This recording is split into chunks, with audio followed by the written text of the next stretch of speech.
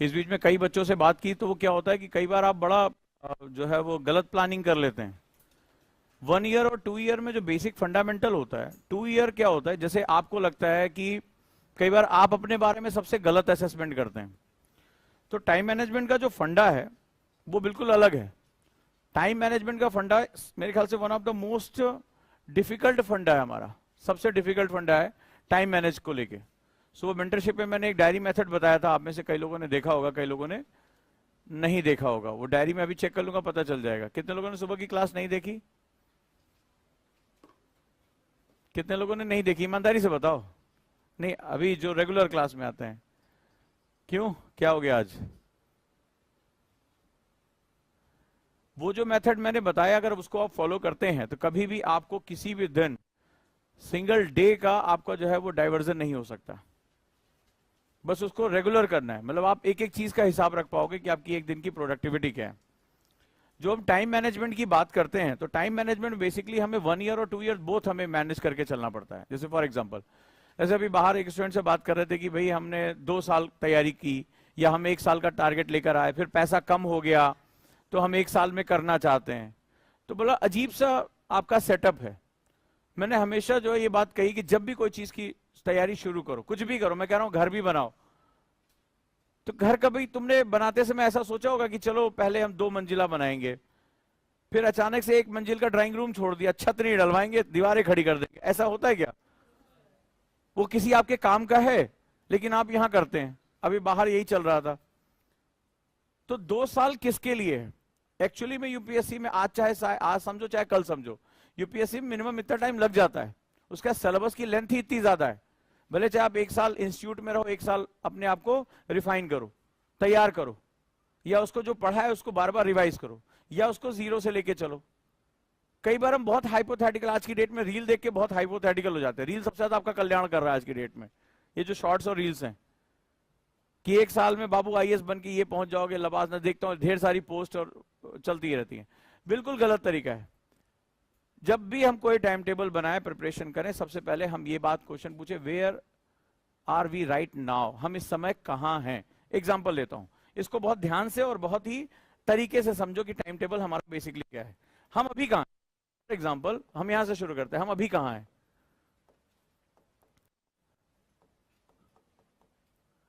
नहीं तो क्या होगा, आपने 2 साल का टाइम टेबल बनाया, फिर आपने कहा साहब वो 1 साल ही तैयारी करने का मौका मिल रहा है, ना आप उधर के रह गए ना आप इधर के रह गए। आपने 1 साल का टाइम टेबल बनाया, आपसे प्रेशर डील नहीं हो रहा, अब आप पता चला आपने सारे सब्जेक्ट छोड़ दिए, आप टाइम पास कर रहे हैं किसी तरह से, यहां से टाइम बीते और हम यहां से चले जाए।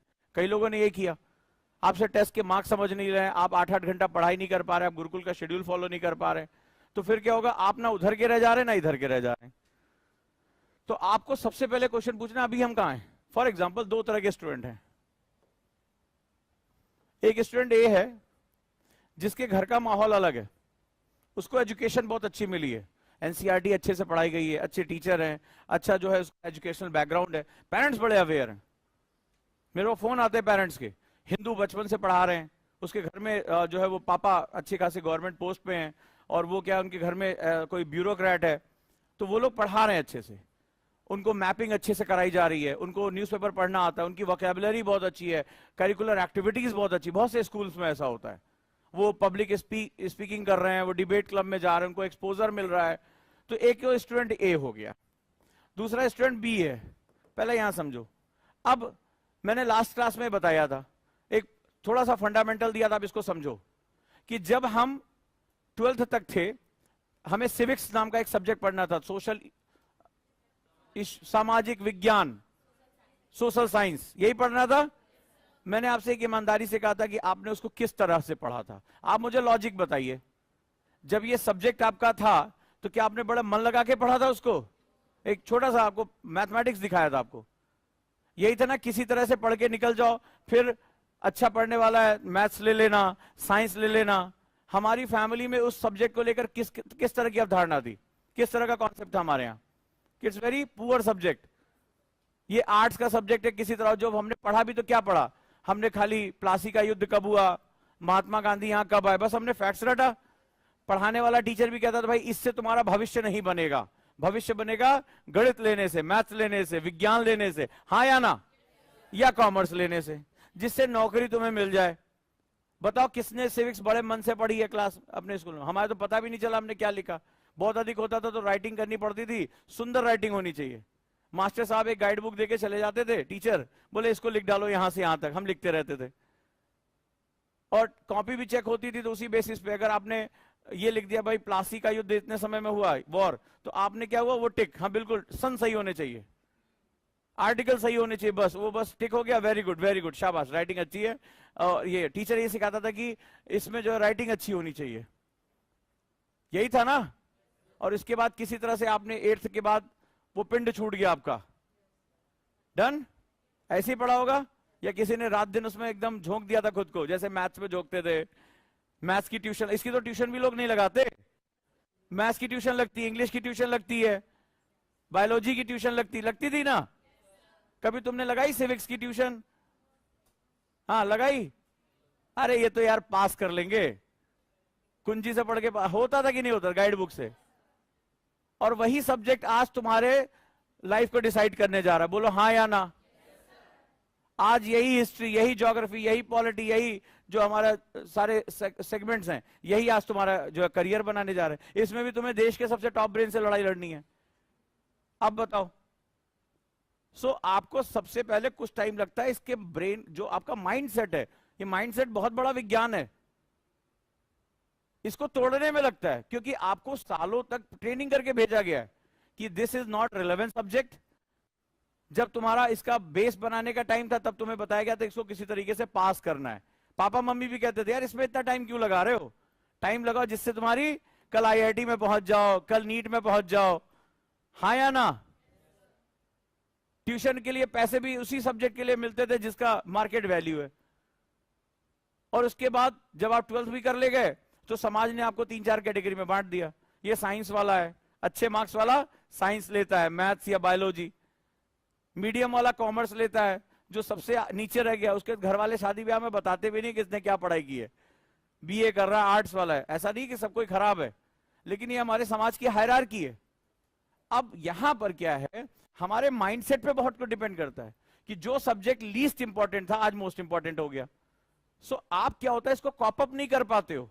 ये रियलिटी हमें कोई बताता नहीं है कि जिस चीज को सालों तक सिखाया गया था कि ये तुम्हारे काम का सब्जेक्ट नहीं है, पास हो जाना है, किसी तरीके से इसको याद कर लेना है, इससे तुम्हारा करियर नहीं बनेगा। आज यूपीएससी तुमने चुन लिया, वही सबसे इंपॉर्टेंट हो गया।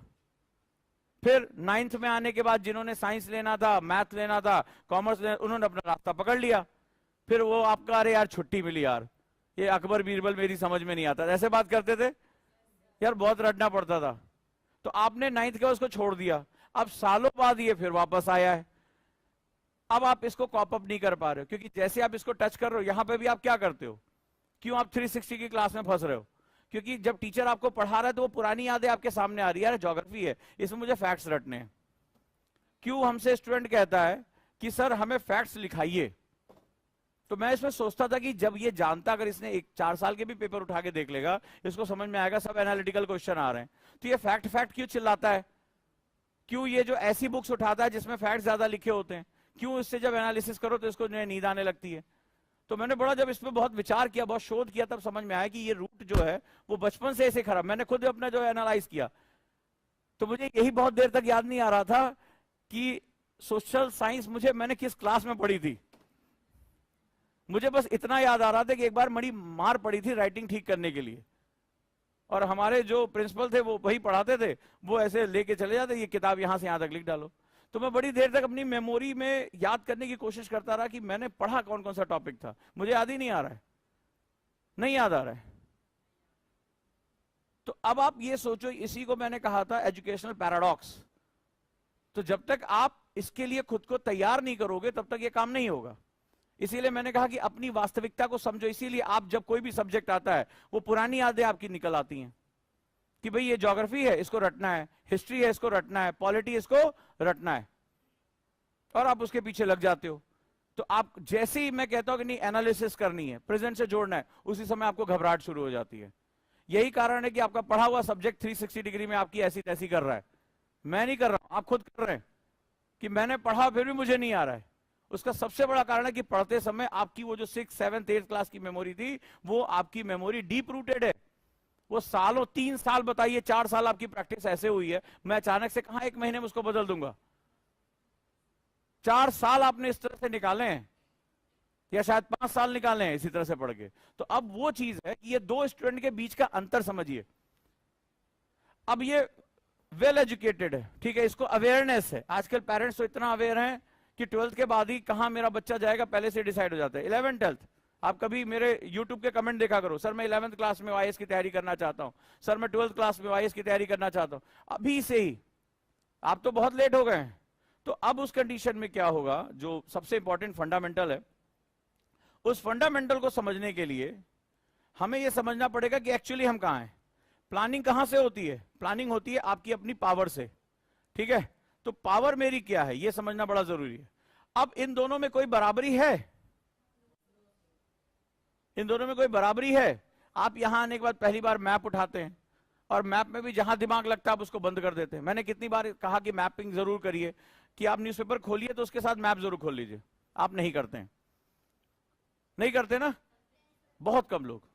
इसीलिए नहीं पता चल रहा था दार्जिलिंग है कहां बेसिकली, इसीलिए नहीं पता चल रहा था मैंग्रोव कहां है, इसीलिए नहीं पता चला था पश्चिम एशिया कहां है। नहीं पता चलता आपको, आप ऊपर की तरफ देखते हैं, कहां प्रभु, ठीक है, इस तरह से आप देखते हैं। रीजन क्या है? क्योंकि आपको पता है कि ये मेरी सिविक्स की किताब है, उठाना और पढ़ के खत्म कर देना है। तो अब इन दोनों में डिफरेंस क्या हो रहा है? अब दोनों एक ही एग्जाम के लिए आए हैं। और देखो इस एग्जाम का नेचर बहुत सच्चाई बता दूं, कभी मिले हो किसी आईएएस के ग्रुप से, अंदर कहीं गए हो, पार्टी वार्टी में कभी गए हो, कभी जाने का मौका मिला? ये सेवा अंग्रेजों ने शुरू की थी। आईसीएस स्टार्टेड बाय ब्रिटिशर्स, और जो आईसीएस के अधिकारी हुआ करते थे इंडियन सिविल सर्विसेज के, दे वर नोन एज एलीट। अब तुम्हें वो सच्चाई बताने जा रहा हूं जो तुम्हें समझना पड़ेगा। They are elite. Raja Babu, भले चाहे हम कितना कहें लोक सेवा किए, वो दुनिया भर का जो कर रहे हैं वो कर रहे हैं, भारतीय संविधान के अंतर्गत करना पड़ेगा। बट इस सेवा की पावर और इसको मिलने वाली जो सुरक्षा है ना, आज भी वो एलीट ही है। तो कभी आप ग्रुप में जाके बैठिए, देखिए, बात करिए, आपको एलीटनेस का अंदाजा हो जाएगा। What do you mean elite? इतनी सुविधाएं मिलती हैं, 5 स्टार 7 स्टार की सुविधा इनके आसपास। जिस दिन लवासना गए उसी दिन से 5 स्टार 7 स्टार इनको मिलना शुरू हो जाता है। ये थोड़ा ना लॉज ढूंढते घूमेंगे, यहां गए हैं, इनके लिए सारी सुविधाएं वीआईपी होती हैं, सारी। तो ये वीआईपी का जो कल्चर इनके अंदर आ गया है। अब तो कौन नीली बत्ती लाल बत्ती उतर गई इनकी, नहीं तो ये नीली बत्ती किसी ट्रैफिक वैफिक रूल को कुछ नहीं समझते, टोए टोए टोए टोए करते हुए निकल जाते थे। कई बार वो भी नहीं होते, उनके रिश्तेदार होते थे तो भी टोए टोए करते निकल जाते थे। तो ये जो है ये एक वीआईपी कल्चर रहा है, ये एलीटनेस है। सो वो जो चाह रहे हैं वो एलीटनेस ही है। तो एलीट क्लास जो है वो इसके साथ जाता है, मतलब उस तरह से भाव भंगिमा, उस तरह से बात करने का तरीका, सोफिस्टिकेटेड वर्ड में बहुत अच्छे तरीके से बात कर रहे हैं। अब इन दोनों को एक पर्टिकुलर यूपीएससी का एग्जाम देना है। एलीट की लैंग्वेज इंग्लिश है ना आज की डेट में। हिंदी के वर्ड देखे तुमने? हिंदी के वर्ड देखे क्वेश्चन के, जो मैंने भी पॉलिटी के क्वेश्चन कराए थे? तुम हिंदी मीडियम पढ़े हो तो उस क्वेश्चन को पढ़ के बताओ कौन सा है। यही ऑस्टिन की बुक हिंदी में पढ़ रहे हो कि पता तो चल ही रहा होगा, 2-4 पेज तो पढ़े होंगे ऑस्टिन के। कुछ इधर उधर भाग रहा है तो ना तुम इंग्लिश के रह गए ना तुम हिंदी के रह गए। तुम्हारी हिंदी वालों की, अब वो भी बेचारे सोशल मीडिया पे चैट तो करते हैं, तो वो रह गए इंग्लिश के। हिंदी आ रही इतनी कठिन, तो ना वो इंग्लिश के रह गए ना वो हिंदी के रह गए। सो आपको क्या करना होगा सबसे पहले कि हम अभी कहां, इसका तुम्हें अंदाजा लगाना पड़ेगा। फॉर एग्जाम्पल जैसे इसने एनसीईआरटी अच्छे से पढ़ रखी हैं, केंद्रीय विद्यालय से पढ़ा हुआ। केंद्रीय विद्यालय में जानते हैं कि एनसीईआरटी आपको बहुत अच्छे से पढ़ाई जाती है, राइट और रॉन्ग? इसके बाद बहुत सी चीजें यहां होती हैं, एनसीईआरटीज हो रही हैं, तमाम तरह की चीजें यहां हो रही हैं, मैपिंग हो रही है, एक्टिविटी हो रही है। ये लोग जाते हैं इधर उधर जाके जो है वो लेक्चर्स देना, डिबेट क्लब में ज्वाइन करना। यहां तुमने कभी जीवन में, और कम से कम सोशल साइंस के सब्जेक्ट तुमने कुंजी से ही पढ़े हैं, और पढ़ते समय तुम्हें यह भी नहीं पता था कि मैं क्या पढ़ रहा हूं या क्यों पढ़ रहा हूं, बस पास हो जाना है, और वो भी एग्जाम के एक हफ्ता पहले। ऐसे अब तुम लोग हंस रहे, इसका मतलब तुम सच्चाई जानते हो। एग्जाम से एक हफ्ता पहले वो भी किताब फटती थी। क्यों 2 किताबें खरीदना, किसका भविष्य में कोई लेना देना नहीं है। आधा तू रख, आधा हम रखते हैं कुंजी में, ऐसे ही था ना। अब यहां पर आप एग्जाम देने आ गए हो, यहां रीडिंग, राइटिंग, वोकैबुलरी, न्यूज़पेपर पढ़ने की आदत, मैपिंग, ये हमें जरूरत पड़ती है। अब जब ये जरूरत पड़ी तो ये दोनों क्या बराबर हैं स्केल पे? बराबर हैं स्केल पे? मुझे बताओ। अब मैं बहुत बड़ी बात नहीं कर रहा हूं। स्टूडेंट आया मेरे सामने, बोला आईएएस बनना है, प्रथम प्रयास में आईएएस बनना है, ठीक है। मैंने कहा आईएएस को क्या बोलते हैं? बोले भारतीय प्रशासनिक सेवा में जाना है। मैंने कहा लिखो। उसने प्रशासन गलत लिखा, उसको ये नहीं पता चला था बड़ा सा लिखना है छोटा सा लिखना है। अरे मजाक की बात नहीं है। तुम जिस एग्जाम के लिए आए हो, तुम्हें तुम्हारी इतनी बुरी स्थिति है कि छोटा ही लगना है, बड़ा ही लगना है, प्रशासन में सा बड़ा होगा छोटा होगा। कई लोग सोच भी रहे होंगे कहीं हमसे ना लिखवा ले। तो ये क्या होता है, ये चीज बताती है कि आपकी प्रिपेयर्डनेस जिसे हम लोग कहते हैं वो इक्वल नहीं है। तो फिर जब कंपटीशन जब सेम आएगा तो अपॉर्चुनिटी किसके लिए ज्यादा होगी?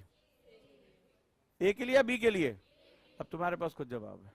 तो दूसरा तरीका यह है कि ठीक है, मेरे पास्ट में मेरे साथ जो चीज हो चुकी है उसको अब मुझे नहीं दोहराना है, और मुझे खुद को इस एग्जाम के लिए प्रिपेयर करना है। तो चेतन भगत भी, अभी उनकी नई किताब भी आई है। चेतन भगत क्या लिखते हैं? चेतन भगत ये लिखते हैं, if you want to achieve anything in your life, मैं बार बार इसको बोलता भी रहता हूं कि आपको जीवन में कुछ भी पाना है, lock yourself in a room and throw the keys for 2 years। अगर आपको जीवन में कुछ भी पाना है तो अपने आप को कमरे में बंद करो।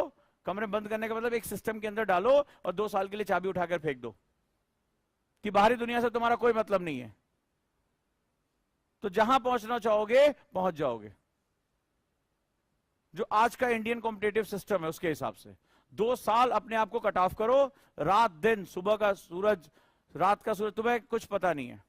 अपने आप को एक सिस्टम में डालो। चाबी फेंक देने का मतलब है नो ऑप्शन। चाबी फेंक देना। थ्रो द कीज मतलब क्या होता है कि मन कर रहा है यार आज वीडियो गेम खेलने, मन कर रहा है आज ये घूमने चले जाए, शादी में चले जाए। थ्रो द कीज मतलब जैसे जेल में बंद हो गए तो अब कोई ऑप्शन नहीं है ना, कि निकल ही नहीं सकते, यानी विकल्पहीन हो जाना। इसका मतलब होता है ऑप्शन लेस हो जाना। तो जो स्टूडेंट तैयारी कर रहे हैं वो सोच समझ कर तैयारी करें। I am A, I am B. अब आप रील देख के चले आए कि वो गाड़ी आ रही है, उतर रहे हैं, पावर वाला, ये आजकल म्यूजिक व्यूजिक भी बड़ा दमदार होता है, अंदर से उबाल मार देता है। मैं नहीं कह रहा हूं। कल मेंटरशिप की एक बच्ची ने मुझे मैसेज किया कि सर रील देख के लगा था कि यूपीएससी बहुत आसान है, लेकिन अब जब एक दिन का होमवर्क नहीं पता चल हो रहा है तब पता चल रहा है कि कितनी मेहनत करनी पड़ रही है। लंबा चौड़ा मैसेज आया। तो आज एक दिन, एक शेड्यूल एक दिन का मैनेज नहीं हो पा रहा मेरे से। तो लोगों को लगता है कि हम आउटपुट देखेंगे, हम सोचेंगे, मन में जोश ले आएंगे, यूपीएससी हमारा हो जाएगा। लॉ ऑफ अट्रैक्शन इसे नहीं कहते। ठीक है, आपको यह समझना पड़ेगा मुझे इसके लिए कितना समय देना है। और मैंने पहले भी कहा था, जब आप किसी चीज को प्लान करो, सर मैं आईएएस करना चाहता हूं, 2 वर्ष देना चाहता हूं, तो आपको सिर्फ ये नहीं प्लान करना मुझे क्या पढ़ना है, आपको ये प्लान करना 2 वर्ष तक मेरा खर्चा कौन उठाएगा, फाइनेंसेस क्या है, मुझे कितना समय देना पड़ेगा, मेरी हेल्थ की अभी क्या स्थिति है, मुझे किस किस स्टेज में सुधार करना पड़ेगा। इसी को बोलते हैं प्लानिंग। टाइम मैनेजमेंट और कुछ नहीं, प्लानिंग है।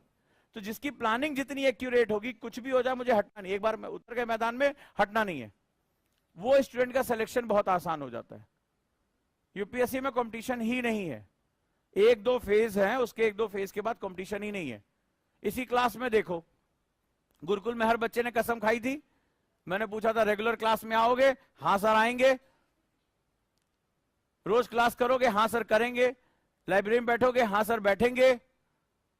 पीछे देखो कहां गई वो सीटें, खाली क्यों है? क्या हुआ बाहर? तबीयत खराब है, पेट में दर्द है, घर वालों ने बुला लिया, ठीक है, पापा कह रहे थे अभी समस्या है। हो रहा है ना, हो रहा है ना। आप खुद ही अपने साथियों को देखो, कितने लोग रेगुलर क्लास में बैठे, हर तीसरे चौथे दिन उनको ब्रह्मा की तरफ से कोई ना कोई चिट्ठी आ रही है कि भैया तुम्हारी मुसीबत लिख रहे हैं तुम्हारे जीवन में।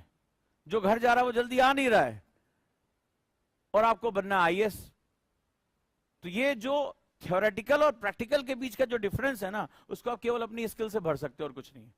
थ्योरी में तो आप बचपन से ही आईएएस बनने के लिए पैदा ही हुए थे, कुंडली में लिखा हुआ आपके, पंडित जी ने जब आपकी कुंडली बनाई थी तो आईएएस ही लिखा था उसमें, उन्हीं के भरोसे आप चले आए यहां पे। बट उसको आपको कर्म के आधार पर लाना पड़ेगा। अब क्या करना है, आप जो भी हैं उसके हिसाब से टाइम दीजिए। अब जैसे कई बच्चों ने मुझसे कहा, इसलिए बात करना है कि सर 2 साल का कोर्स हम 1 साल में पूरा नहीं कर सकते। क्यों नहीं कर सकते? तुम तो पेन ड्राइव हो, यूपीएससी पेन ड्राइव हो और आप भी पेन ड्राइव हो, आप जो एक डिवाइस हो, कितना भी माल लोड कर दिया जाए आपका दिमाग उसको एक्सेप्ट कर लेगा। 8 से 8.5 घंटे पढ़ने के लिए मैं बोल दूं तो हाथ पैर कांपते हैं, और आप 2 साल 3 साल का कोर्स एक साथ पूरा करना सकते हैं।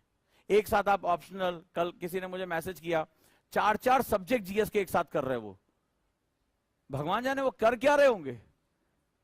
तो वो मुझे फिर समझ में आया कि ये वही पढ़ रहे हैं जो उन्होंने सोशल साइंस में 6ठी 7वीं क्लास में पढ़ा था। 1 हफ्ते में पूरे साल भर का कोर्स खत्म, है ना। इसी तरह से आप आईएएस कर रहे हो। इससे क्या होगा, आपको भी लॉस होगा और हम आपके लिए बहुत मेहनत करते हैं, हमें भी लॉस हो जाएगा। तो हमें दोनों को लॉस ना हो, क्योंकि हमें भी बड़ा नुकसान होता है जब हमें बहुत दुख होता है कि ये स्टूडेंट कर सकता था, टिक जाता। यूपीएससी में कंपटीशन ही नहीं है। यूपीएससी में जो कंपटीशन है वो केवल पेशेंस का कंपटीशन है। यूपीएससी में 13 लाख लड़के फ्री दे रहे हैं, 13 लाख बच्चे फॉर्म भरते हैं। पहला पेशेंस उनका 2 महीने के अंदर चुक जाता है। आप इसी बार के आंकड़े उठा के देखो, 50% बच्चे फॉर्म भरने के बाद एग्जामिनेशन सेंटर 16 जून को नहीं जाएंगे। 50% बच्चे नहीं जाएंगे, यानी 30 लाख में से, क्योंकि ये लंबी दूरी का है, तो क्या होता है, लंबी दूरी जब आप तय करते तो आपके अंदर बहुत से अकलाहट आती है कि छोड़ो जाने दो, गिव अप कर दो। सो जो गिव अप टेंडेंसी हमारे अंदर है बचपन से ही, गिव अप। अभी आपको एग्जांपल के साथ बताऊंगा और ईमानदारी से बताना किसके किसके साथ ऐसा हुआ है। याद है जब आपको यही किताबें पढ़ने का वक्त आया था, जब आप बोर्ड का एग्जाम था या 9th का पेपर था, क्योंकि सबको मेमोरी काम कर रही है ना, तो मेरे एक सवाल का छोटा सा जवाब दो। तो जैसे ही पेपर आने वाला था और आपको लगा था आप लटक जाएंगे, तो आपके मन में बड़ा रोना सा आता होगा, इस बार अगली बार मैं पक्का ये सब्जेक्ट जो है अच्छे से करूंगा या करूंगी। पक्का कसम खाती हूँ कि इस बार इस सब्जेक्ट का, इस बार भगवान की तरफ पास करा दो, ऊपर वाले किसी तरह पास करा दो, अगली बार हम बहुत अच्छे से पढ़ेंगे। किसके किसके साथ ऐसा हुआ है?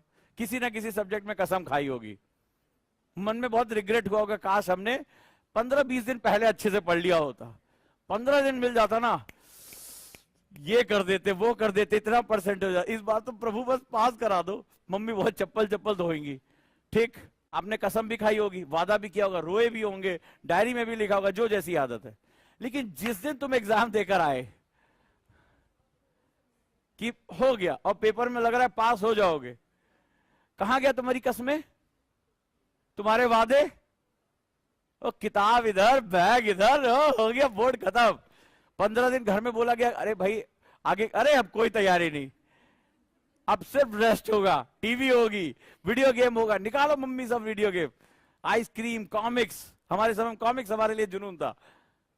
फिर वो जो तुमने वादे किए थे वो तुम्हें फिर अगले बोर्ड में याद आएंगे, काश हमने पढ़ लिया होता। सो ये जो है ये कॉन्टिन्यूअस चलने वाला प्रोसेस है। यहां पर भी वही चीज होती है, गिव अप कर देना। तो होता क्या है, 3-4 महीने के अंदर 50% बच्चे लटक जाए, खत्म, नहीं देंगे इस साल प्लीज। फिर अगर आप इसमें टिके रहे और अपनी काम करते रहे, लास्ट में मैंने कहा ना यूपीएससी केवल 50,000 बच्चे की लड़ाई है, केवल, इससे ज्यादा है ही नहीं है। जो बहुत सीरियस स्टूडेंट बचते हैं जिनके लिए यूपीएससी डू और डाई है, वो केवल 50-60 हजार बच्चे होते हैं, इससे ज्यादा नहीं होते। लेकिन ये बहुत टाइम टेकिंग प्रोसेस है।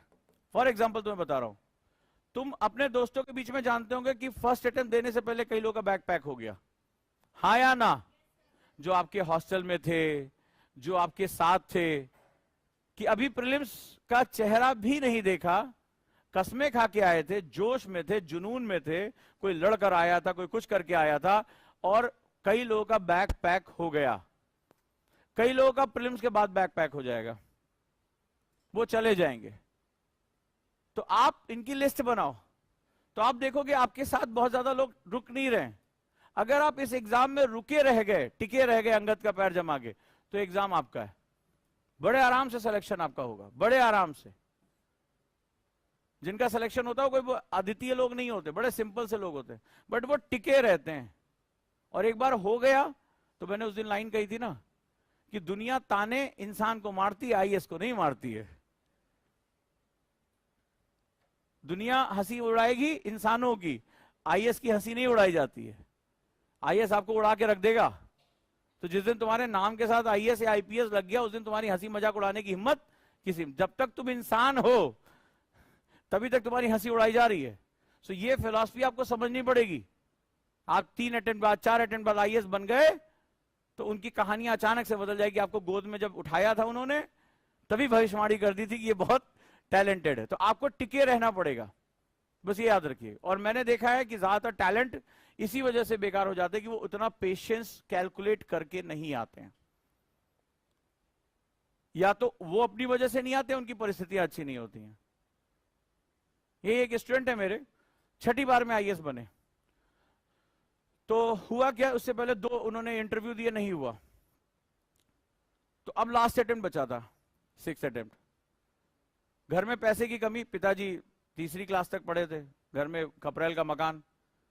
तो उन्होंने कहा कि मैं गिव अप करना चाहता हूं, अब मेरे बस का नहीं रह गया। उसी एक कमरे में बैठे बैठे सालों से मन उब रहा है, शायद मेरे भाग्य में नहीं है कि मैं अब आईएएस नहीं बन सकता। तो उनके पिता ने कहा अभी अटेम्प्ट बचा? बोले हाँ बचा है, अभी ज्यादा पढ़े लिखे तो थे नहीं। बोले कोई बात नहीं, अभी एक खेत है मैं बेच दूंगा, अगर गए हो ना तो जीत के ही वापस आना। एक प्रयास अभी बचा है ना, अभी बहुत कुछ है, एक प्रयास ढंग से दो, हो सकता है यही तुम्हारा प्रयास हो। हालांकि एकेडमिकली बहुत अच्छे नहीं थे, 12वीं में वो फेल हो गए थे, और आज वो आईएएस हैं। आज वो आईएएस है, वर्किंग है। और अब कोई भी पलट के नहीं उनसे पूछता कि बाबू कितना साल तुमने लिया, बाबू क्या हो गया, मकान, घर की स्थिति अच्छी नहीं थी। Nobody is asking. बढ़िया मकान बनवा रहे हैं, फैमिली बढ़िया शिफ्ट हो रही, विला, मकान नहीं विला कहते हैं उसको, और शिफ्ट हो रही है फैमिली वहां पे बढ़िया। फोटो तो मेरे से शेयर की, देखिए ये किचन इतना बड़ा है, मॉड्यूलर किचन, अब क्या चाहिए। वो और परेशानी के, माताजी बचपन से वही अपना चूल्हा चौका पे काम किया था, अब मॉड्यूलर किचन में थोड़ा उनको हो रही है दिक्कत, ऑटोमेटिक खुल रहा है, ऑटोमेटिक बंद हो रहा है। तो ये पूरा परिवार उन्होंने इकट्ठा करके एक जगह कर दिया। तो सिर्फ एक बार एक प्रयास होता है, आपको ये समझना पड़ेगा। तो मैं बार बार ये नोटिस करता हूं कि लोग गिव अप बड़ी जल्दी कर देते हैं, गिव अप कर दे रहे हैं। आपको गिव अप नहीं करना है, टिके रहिए, कंपटीशन ही नहीं है इसमें। बेकार की बातें हैं, कितने लोग एग्जाम दे रहे हैं, इतने लोग एग्जाम दे रहे हैं, वो देने जैसा दिखाई पड़ रहे हैं। अभी आप 16 जून को मेरी बात चेक कर लेना, पेपर है ना 16 को। इस साल जितने लोगों ने फॉर्म भरा 50% लोग नहीं पहुंचेंगे, 40% तो डन है अभी से ही। कई लोगों ने मूड बना लिया होगा कि 24 नहीं देना है, हर जगह हो रहा है ये। तो आपको ध्यान से अपना टाइम टेबल मैनेज करना है। अब आप 1 ईयर या 2 ईयर दोनों जो है वो अपना टाइम टेबल फिक्स कर सकते हैं, जैसा भी हो, जितना भी आपके पास टाइम हो, आप इसके हिसाब से सेटअप करें। अब ये हमने देखा कि हमारी प्लानिंग है। अब आपको अपना बॉडी और माइंड देखना है कि आपको एक्चुअली पढ़ने क्या। जैसे बहुत से मेरे पास बहुत से फॉल्स स्टूडेंट, सर 1 साल में आईएएस बन जाएंगे। वही मैंने कहा था, मैगी बना रहे हो, पास्ता बना रहे हो, बना क्या रहे हो, 1 साल में आईएएस बन जाएंगे, ठीक है चलो बन जाओ। सवाल यह है कि आपकी बॉडी और माइंड का सिचुएशन क्या है। ये मैं कहता हूं कि आप 2-4 दिन क्लास से शुरू करने से पहले ये जरूर लिखो। गुरुकुल का एनवायरमेंट आपके लिए बहुत काम का है, गुरुकुल का जो 4x4 कॉन्सेप्ट आपके बहुत काम का है। अब सवाल है, जैसे मैंने उस दिन एक आपको चैलेंज दिया था, आप सुबह आओ, इसी कुर्सी पर बैठ जाओ और 12 घंटे का एक चैलेंज उठा लो, एक 12 घंटे। हाय, क्या आप भी आईएएस की तैयारी करना चाहते हैं? क्या आप पीसीएस की तैयारी करना चाहते हैं? बहुत दिनों से आप स्ट्रगल कर रहे हैं, लेकिन इसके बावजूद भी आपको सफलता नहीं मिली। भागदौड़ करने के बावजूद भी आपको कोई सॉल्यूशन नहीं मिल रहा। सिर्फ आपका टेंशन बढ़ रहा है, आपका पेशेंस जवाब दे रहा है। इसी टेंशन को दूर करने और आपकी हर एक समस्या का समाधान लेकर आए हम, यानी ओजांग गुरुकुल कैंपस। यहां हम आपको सिखाएंगे आईएएस और पीसीएस जैसे एग्जाम की तैयारी कैसे आसान तरीके से की जाती है, कैसे डिसिप्लिन फॉलो किया जाता है, कैसे अनुशासन रखा जाता है। अगर आप भी चाहते हैं हम आईएएस और पीसीएस बने और अपनी जिंदगी के सारे सपने पूरे करें, तो अभी ज्वाइन करें Ojang Gurukul campus. Because when we support the word selfless, the whole universe will support you endlessly.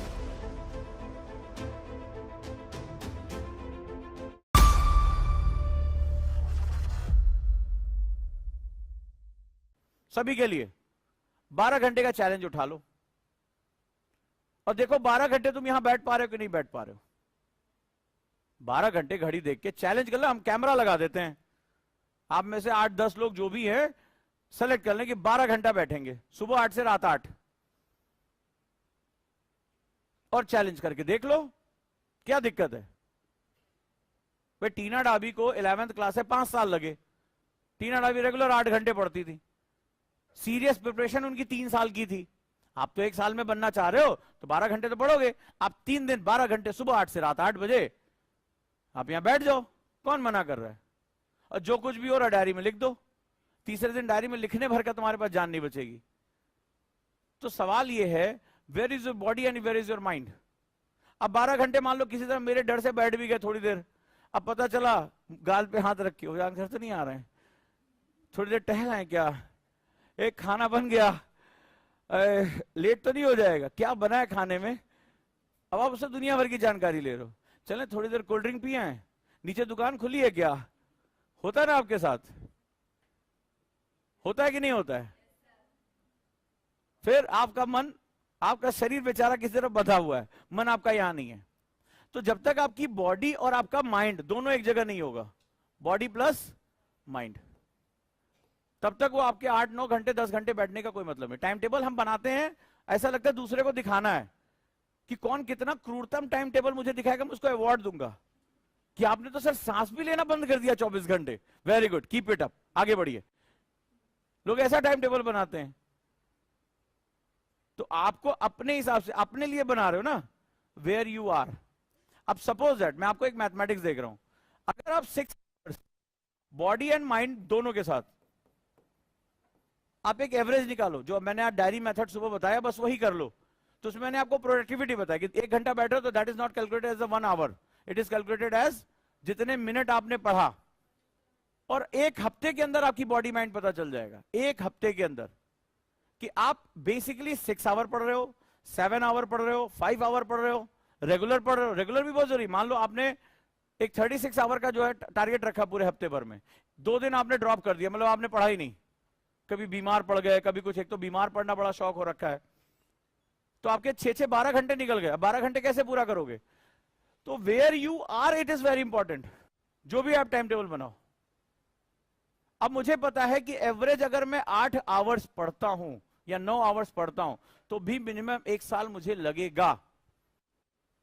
इतना बड़ा कोर्स है, आपको अंदाजा हो गया होगा कि सिर्फ पढ़ना नहीं है, ऑब्जेक्टिव क्वेश्चन लगाने, सब्जेक्टिव क्वेश्चन लगाने, रिवीजन भी करना है, ऑप्शनल भी करना है, एस्से भी करना है। तो अब मुझे एक्चुअल में कितना टाइम लगेगा, ये कर लोगे तो आप अपना पैसा भी बचा लोगे और टाइम भी बचा लोगे। मैं आपका पैसा बचा रहा हूं, क्योंकि 1 साल गलत तैयारी में स्ट्रगल करने में बीत गया, पता चला 1 साल बाद लग रहा है भाई साहब आईएएस हमसे नहीं होगा, अपना पैसा भी बर्बाद किया और टाइम भी बर्बाद किया। तो आपको क्या करना है, टाइम टेबल अपना फिक्स करके चलना है। अब हम क्या करते हैं यहां पे, चलो 4x4 कर लेते हैं। मैंने कहा टाइम बनाओ तो 4x4 का टाइम टेबल बनेगा। जितने भी गुरुकुल के स्टूडेंट हैं इस बात को बहुत ध्यान से समझ ले, 4x4 का टाइम टेबल ही उनका बनेगा, राइट। 4x4 में क्या है, हमारी एकेडमिक्स, इसको रख लियो। एकेडमिक्स में 2 part, GS and optional, both GS plus optional plus news.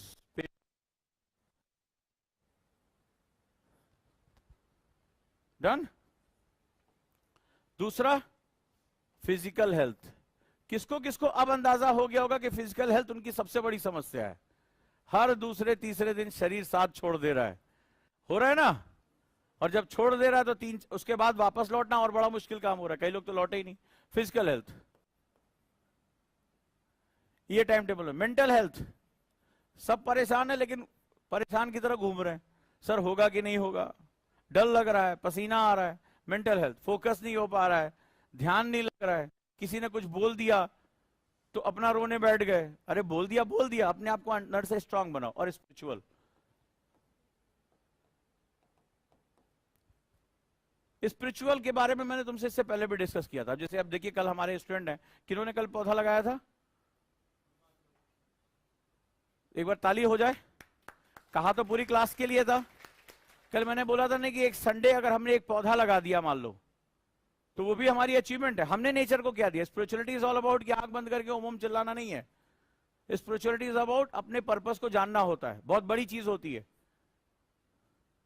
कल इन्होंने पौधा लगाया कि सबको क्लास में बोला था, लेकिन रिजिडिटी थी ना, संडे था सबके लिए, इन्होंने पौधा ले आके लगा दिया। हमारे बॉयज हॉस्टल के बच्चों ने पौधा लगाया। तो आपने नेचर को दिया कुछ। देखो आज ये देखो कुछ आया हुआ है ना, पढ़ो इसको। पहली लाइन क्या लिखी हुई है? Right against diverse effect of climate change, part of right to life equality. Supreme court के चीफ जस्टिस ऑफ इंडिया कह रहे भाई साहब, क्लाइमेटिक चेंज आने वाले समय में कितना नुकसान पहुंचाने जा रहा है, ये लोगों से उनके सब कुछ छीन लेगा। और अगर हम छोटे छोटे प्रयास करें, हमारे गुरुकुल के बच्चे अगर हम ये पौधे लगाते हैं, पेड़ लगाते हैं, तो हमारा आने वाले टाइम हम क्या कंट्रीब्यूशन कर रहे हैं? This is known as spirituality. हम लोगों की क्या हेल्प कर रहे हैं? नीचे ओजांग किड्स है, छोटे छोटे बच्चों को कभी पढ़ा के देखो, तुम्हारी ऐसी तैसी कर देंगे वो। कभी बात बताना कि हम तुम्हें कुछ पढ़ाना चाहते हैं, उनको सिखा के देखो। तो दीज आर द स्पिरिचुअलिटी की जो तुमने नॉलेज कमाया है वो दे किसको रहे हो? तो ये स्पिरिचुअल, ये 4 पार्ट हो गए। इसमें भी हमारे 4 गोल्स।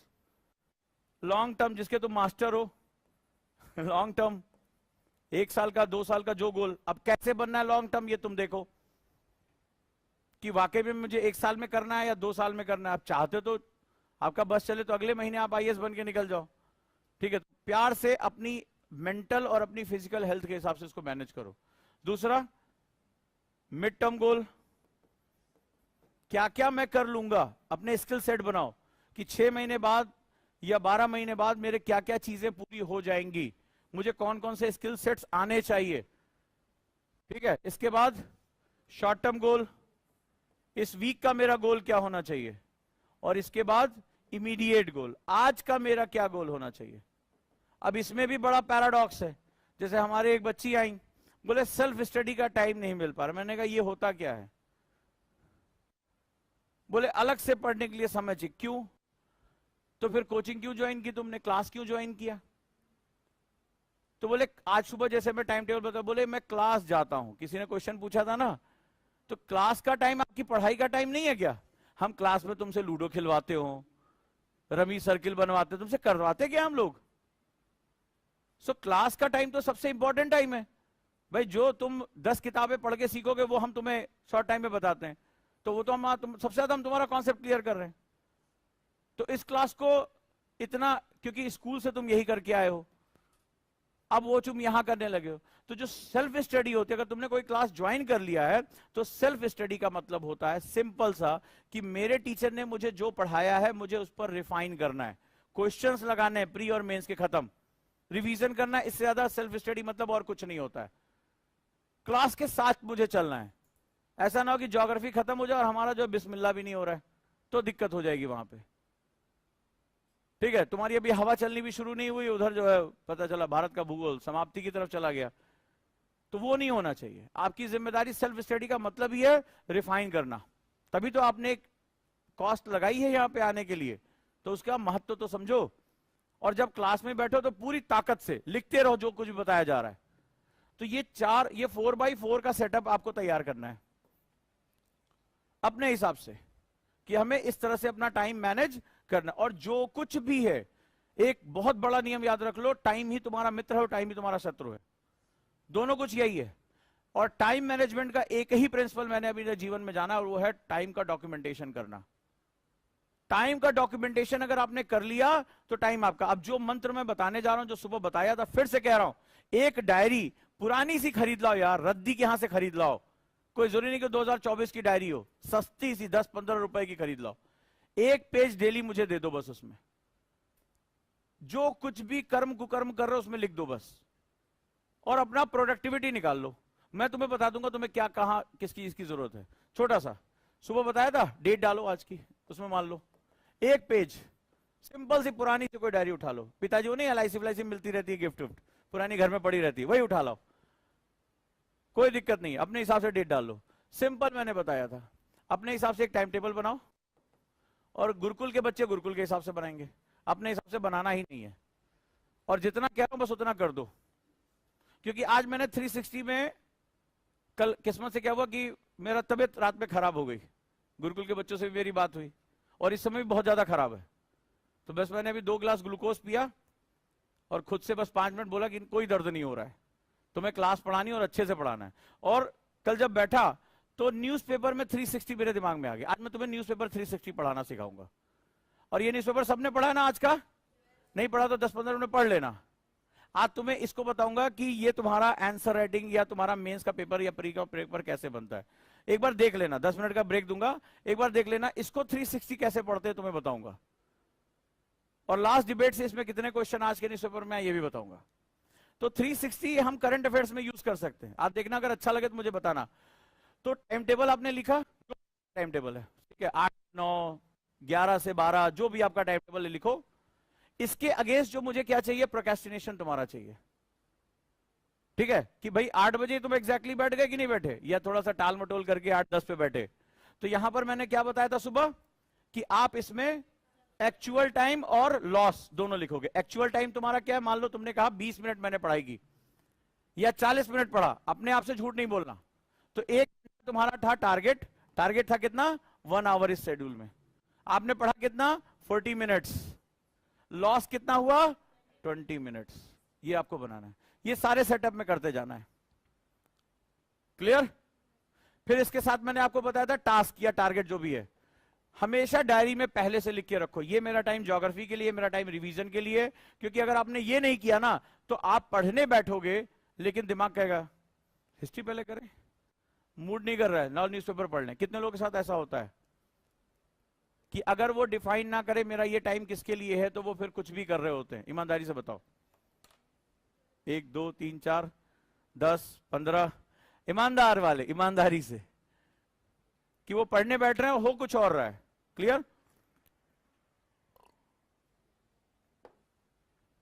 तो टास्क डिफाइन कर लो और ये काम एक रात पहले कर लो। फिर सोने से पहले, तुम्हारी नींद उड़ाता हूं मैं, सोने से पहले एक बॉक्स मुझे बना के दे दो और ये मैं देखूंगा। क्योंकि पिछले बार जो सैटरडे को मैंने मेंटरशिप लिया तो बड़े पापी थे, उन्होंने अपना कैमरा ऑन नहीं किया और मैंने वो फोटो खींच के रख ली है। स्क्रीन की फोटो मैंने खींच के, मैं तुम्हारा गुरु हूं और गुरु तुम्हारा जो है, मैंने पहले भी कहा था, हम मास्टर थोड़ा जटिल किस्म के हैं, मन पढ़ते हैं तुम्हारा। तो इस बार मुझे सबकी डायरी चाहिए।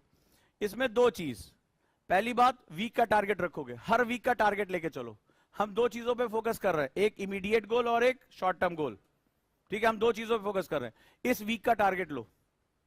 आज मंडे है, तुम्हारा इस वीक का टारगेट होना चाहिए।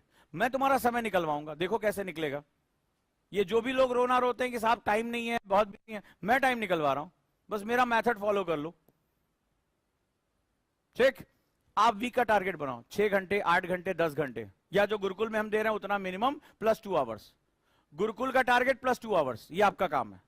तो आप अपना टारगेट लेके चलिए। तो मैं अभी आपको टारगेट लिख के दे रहा हूं, वीक का टारगेट इंटू 6, मतलब 8 घंटे का टारगेट है तो 48 आवर्स हुआ। आपको 48 आवर्स सिटिंग कंप्लीट करनी है। 48 आवर्स हो गया, ये जो सारे बच्चे करते हैं। 48 पे मुझे ये क्या चाहिए, प्रोडक्टिविटी चाहिए कि एक्चुअली में कितना तुमने पढ़ा। अगर 40 मिनट पढ़ा तो 40 मिनट लिखो। इससे क्या होगा, तुम्हें एक बहुत बड़ा फायदा होगा। मुझे टाइम निकालना कहां से, मुझे सोना कैसे कम करना है, मुझे कहां जो है अपना टाइम बचाना है, ब्रेक्स कैसे शॉर्ट करने हैं, वो हम देखेंगे। इतना आपको मिनिमम मेंटेन करके चलना है। मुझे ये चाहिए। और जितना भी आपका लॉस हुआ है, इसको रेड कलर के पेन से रख लेना। यानी एक दिन में आप कितना टाइम लॉस करते हो, मन भटकता है, फोन आता है, हम किसी से बातचीत करने लगते हैं, तो ये क्या हो गया, ये सारा का सारा लॉस यहां पे कवर करना है। तो ये 2 चीज मुझे डेली चाहिए।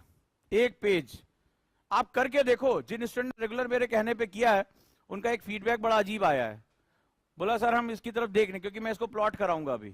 बोले सर डर के मारे उधर देखने की नींद आनी बंद हो गई कि हमारा कितना आउटकम कितना खराब आ रहा है। हम सोच रहे थे हम पढ़ाई कर रहे हैं और हमारा जो है वो चीजें खराब चल रही हैं। लेकिन आप कब तक भागोगे, आपको अपना टाइम मैनेज करना है। अब जरा देख लेते हैं। अब हमारे गुरुकुल 1 ईयर के जो बच्चे हैं उनका टाइम 5+3 या 4+4 है, याद रखिएगा। चलिए, तो सुबह 10 बजे से उनकी क्लास है, 10 to 12 उनकी पॉलिटी है। ठीक है। अभी जो वीक डेज के हम बात कर रहे हैं, वीकेंड्स के बारे में बाद में बात करेंगे। इसके बाद 12:15 मेरी क्लास है, इसमें एक क्लास और ऐड ऑन हो जाएगी, या तो पॉलिटी एक्सटेंड हो जाएगी। ठीक है। 1:30 मेरी क्लास है 360 की, ये क्लास है, इसमें पूरा आउटकम तुम्हारा आना चाहिए।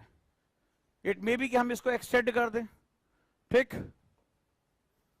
ये इसके बाद आप लंच के लिए चले जाएंगे और 1 घंटे अपना रेस्ट किया, जो भी करना है।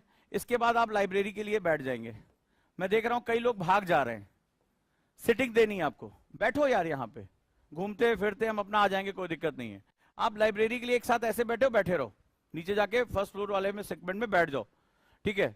चाहे वो न्यूज़पेपर पढ़ना हो, रिवीजन करना, इसमें रिवीजन का टाइम आपका जरूर होना चाहिए। जो कुछ भी पढ़ रहे हो रिवीजन। अब जिनको शॉर्टर टाइम में देना है उनका रिवीजन थोड़ा सा अलग तरीके से होगा, उनका रिवीजन होगा RFR पे। रिवीजन के भी कई मेथड होते हैं, रिवीजन इनका चलेगा RFR पे। मतलब जो कुछ भी पढ़ रहे हो, सिंपल एक क्वेश्चन की डायरी बना लो, क्वेश्चन की कॉपी बना लो, क्वेश्चंस करने हैं, रिकॉर्ड रखो कि प्रीलिम्स के क्वेश्चन और मेंस के क्वेश्चन, जिनको इमीडिएट एग्जाम देना है, बस और कोई तरीका नहीं है। रिवीजन, इनका रिवीजन का टाइम ज्यादा होना चाहिए, इनका रिवीजन का टाइम ज्यादा होना चाहिए। 1 आवर करंट डॉक्यूमेंट्स पे आपको देने हैं, करंट योजना, कुरुक्षेत्र। अब देखिए कल दीपशी ने जो शेयर किया कुरुक्षेत्र, आप लोगों ने देखा कि नहीं देखा, ठीक है। पंचायती राज, इस बार जो कुरुक्षेत्र आई है पंचायती राज से, भाई साहब उसके आर्टिकल क्वेश्चंस हैं। पंचायती राज सीधे आपका GS पेपर 2 का पार्ट है, डायरेक्ट क्वेश्चन आएगा। उसमें एक आर्टिकल दिया हुआ था कि कैसे ग्रामीण जो पंचायतें हैं, ग्राम सभा महिलाओं के जो है सशक्तिकरण में योगदान देती हैं। तो ये सारे टॉपिक हैं यूपीएससी के। आपको आप इन डॉक्यूमेंट्स के लिए टाइम दें। तो आपको क्या करना है, इसके बाद आपको सिंपली 7 बजे तक यहां रहना है। कई लोग भाग जा रहे हैं बिस्तर की ओर में, ठीक है, चलो भाई भागते हैं। 7 बजे तक आपको यहां पे रखना है। 10 से 7 कितने घंटे हो गए? 10 से 7 कितने घंटे हो गए? लो 9 घंटे। ये 9 घंटे आप गुरुकुल में रहेंगे, प्लस 2 आवर्स आप देंगे ऑप्शनल के लिए।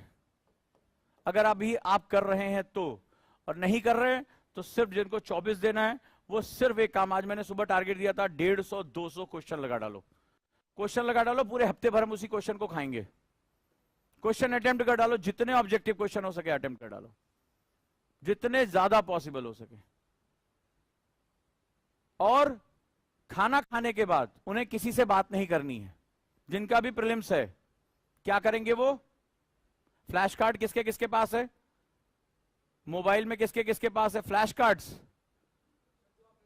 हाँ, जो मैंने बताए थे पुराने पापियों, अभी भी जैसे छोटे छोटे कार्ड, अभी भी आपको खाना खाने के बाद वॉक करना है 15 से 20 मिनट। और वॉक करते समय जितने कॉन्सेप्ट्स हैं फ्लैश कार्ड पे उसको ऊपर ऊपर लिख लो, उसके बारे में हेडिंग्स। जैसे मान लो फंडामेंटल राइट या कोई भी चीज पढ़ रहे हो, प्रियम्बल, आप लिख के उसको बस रिवाइज करते रहो, बोल बोल के टहलते रहो। कहीं अंदर ही गार्डन है हमारा, कहीं पर भी जाओ, या वाटिका में चले जाओ और वहां पर आराम से बस टहलते रहो, उसको रिवाइज करते रहो। यारी दोस्ती, सोशल मीडिया, इसको थोड़ी देर के लिए बाहर कर दो। जो पढ़ा है आप टहल देंगे, भोजन भी आपका पचेगा, ठीक है। डीप ब्रीदिंग करेंगे, मन को शांत करेंगे, और 20 मिनट आप बोल बोल के रिवाइज करेंगे। बोल बोल के, अकेले अकेले निकल जाए, अकेले घूमिए। गुरुकुल में बहुत जगह घूमने के लिए, ठीक है, हो जाएगा। ये सिंपल सा फंड है 2 ईयर वालों के लिए।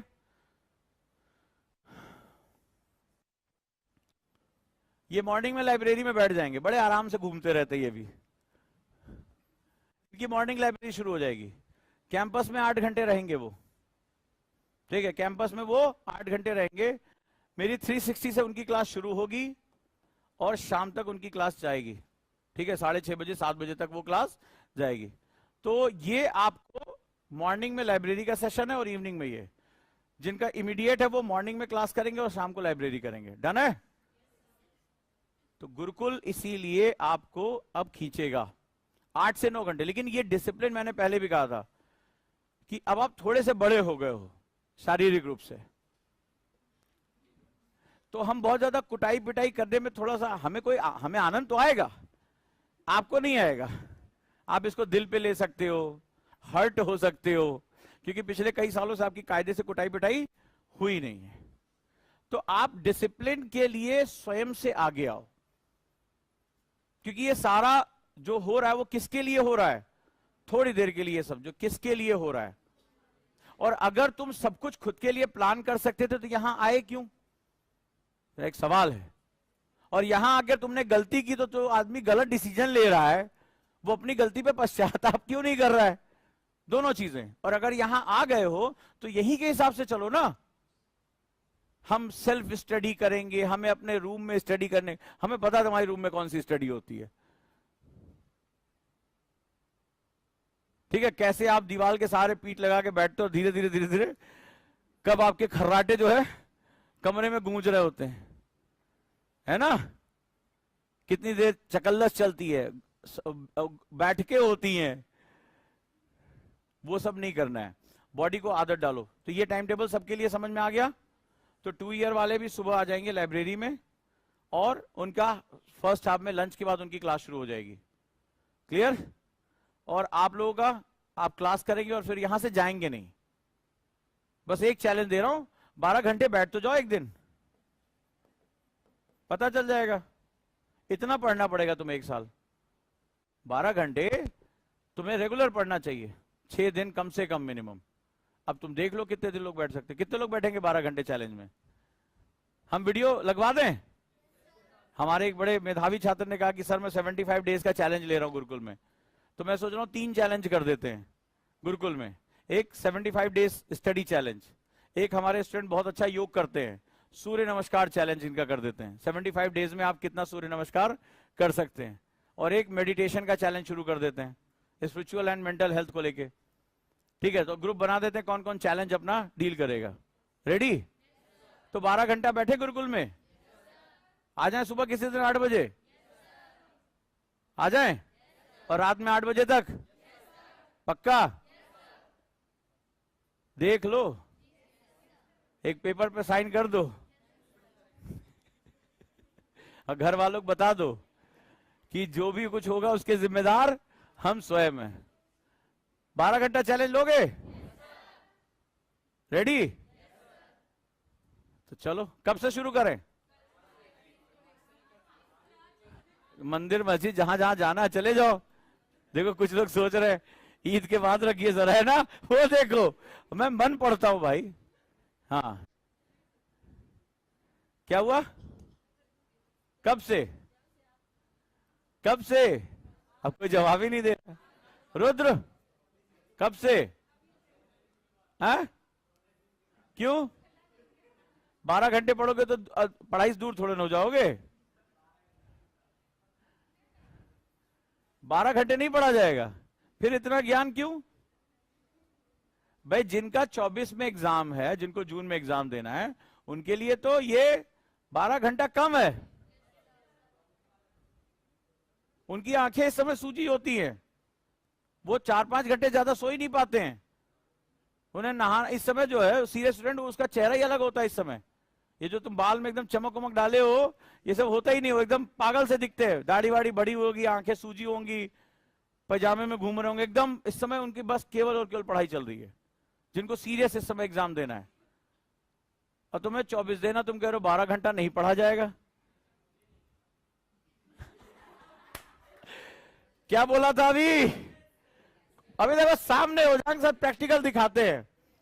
देखो बताया था ना अभी थोड़ी देर पहले कि ज्यादा लोग एग्जाम, एक कैंडिडेट तो डाउन। कितने लोग 12 घंटे चैलेंज में बैठना चाहोगे? चलो एक पेपर पे साइन करते हैं, पक्का? बैठते सुबह 8 से रात 8, घबराना नहीं है। पहली बात तो पता चल जाएगा कितनी देर फोकस हो। और एक डायरी लेना, जो कुछ भी हो रहा है वो लिखते जाओ, ठीक है? खूब क्वेश्चन लगाएंगे, खूब पढ़ेंगे, रिवीजन करेंगे। 12 घंटा कुर्सी से चिपक जाना है। पक्का? गुरुकुल चैलेंज शुरू, और मैं रिकॉर्डिंग कराऊंगा। पक्का? तो चलो आज अभी एक पेपर फाड़ो, और जो लोग नाम लिखना चाहते हैं स्वेच्छा से अपना नाम लिखें।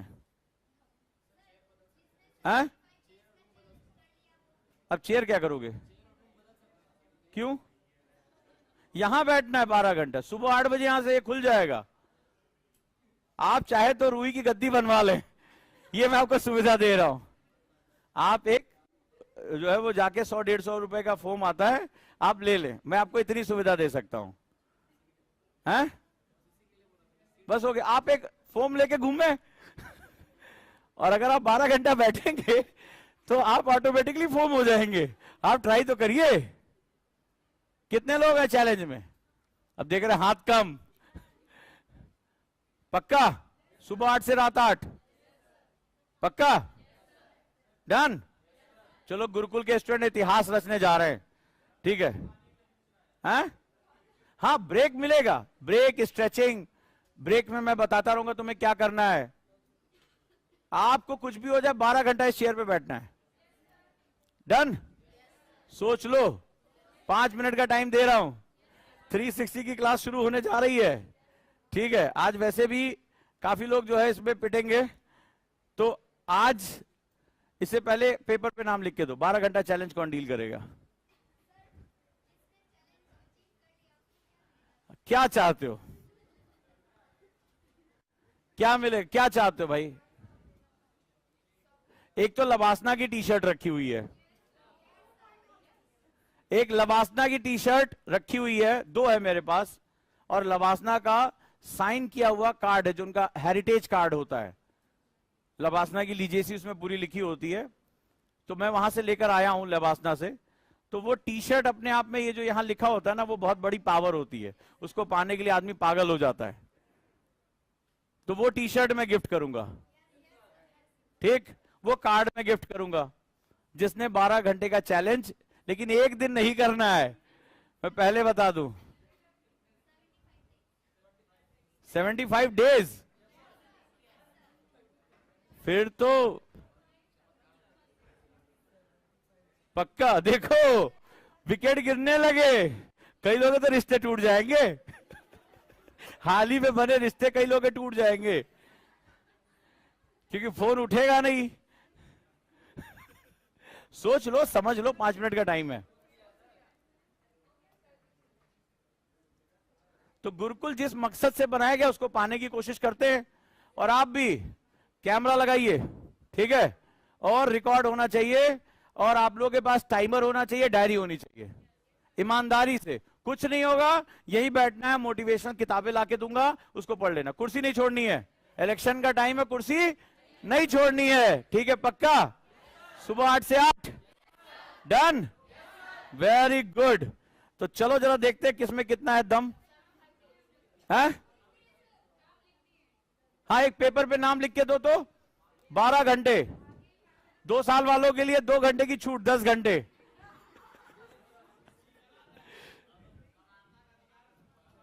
अरे तो लॉ ऑफ इक्वलिटी और लॉ ऑफ इक्विटी दोनों होती है ना, न्याय के समय समानता और न्याय की समानता। तो चलो बम बम लग जाओ काम पे। तुम लोग ईद से पहले आओगे, ईद से बाद?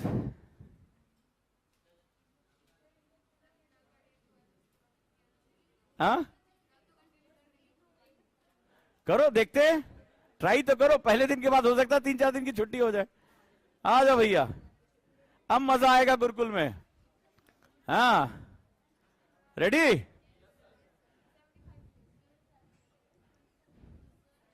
हाँ, यहीं दो बैठे बैठे, जो भी एग्जाम है सब यहीं बैठे बैठे दो, क्या दिक्कत है? एग्जाम देने चले जाना, पढ़ाई यही करो, ठीक है? इस कमरे को इस्तेमाल कर डालो।